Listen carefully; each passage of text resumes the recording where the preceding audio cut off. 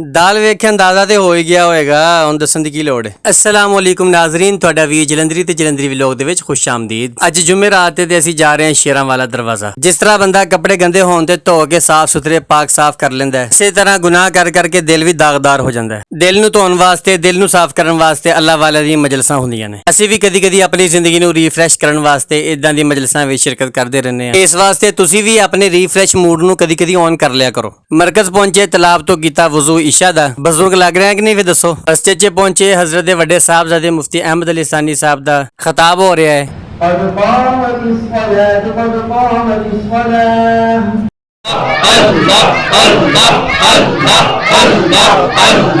नमाज तो बाद हजरत ने जिक्र करवाया, जिक्र तो बाद कुछ मलफूजात तो नवाजिया। हजरत ने पूछा थोड़े जो बेवफा केड़ा मैं हथ खड़ा कर ले। कदी कदी जो जाइदा दस्तरखान ते सब तो पहले बैठे, उस जालिम ने देगी बुड्ढी खोलती। सच पूछो तो शेरां लई दाल खान दा जेड़ा मजा है वो किते भी नहीं आंदा। जे दाल वाफर सी असीं फिर सुरीद बना खाते। नाल ही अपने वीर नूं दिओ इजाजत, अल्लाह दे हवाले।